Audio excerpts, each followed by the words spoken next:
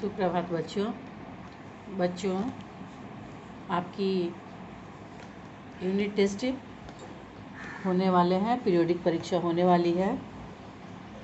तो पीरियोडिक परीक्षा के लिए आपका जो पाठ्यक्रम है, उसका जो पोर्शन है यूनिट टेस्ट का, वो है नवीन संकल्प से पाठ 1 और 2 और तथा व्याकरण से पाठ 1।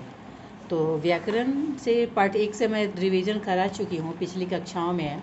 आइए आज हम नवीन संकल्प से पाठ 1 का पुनरावलोकन करेंगे। नवीन संकल्प से पाठ 1 का पाठ 1 क्या है?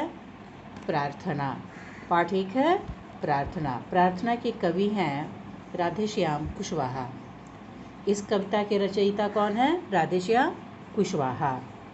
तो इस कविता से शब्दार्थ का हम अभी पुनरावलोकन सबसे पहले करेंगे। कविता तो आपने याद किया ही होगा, कविता भी याद करना नितांत आवश्यक है, एकदम ज़रूरी है, उसे ज़रूर याद करिएगा।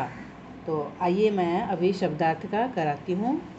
शब्दार्थ है, ये इधर शब्द दिए हुए हैं, इधर इसके अर्थ है। शब्दार्थ मतलब शब्दों के अर्थ। अहिंसा, अहिंसा का अर्थ है किसी को न सताना, ठीक है। मृदु मतलब कोमल। पतवार यानी सहारा।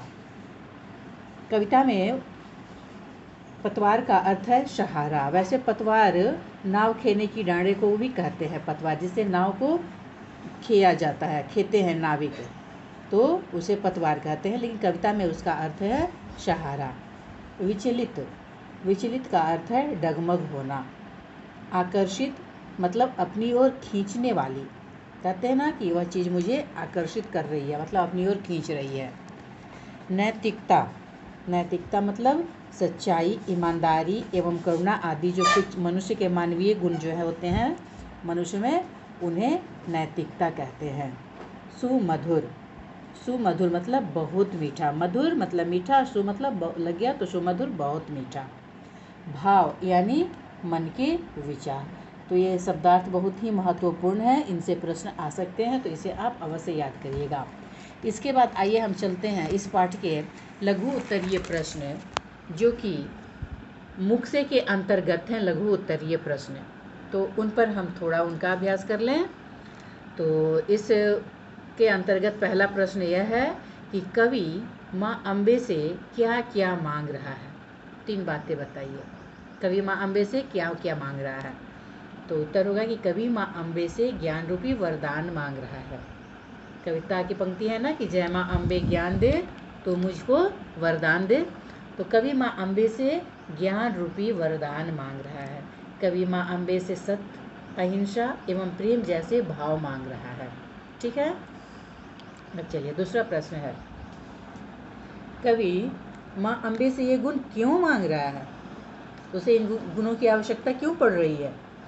तो इसका उत्तर यह होगा कि कवि यह चाहता है कि वह जीवन में प्रेम, एकता एवं सच्चाई के मार्ग पर चले, वह विनयी एवं मृदुभाषी बने।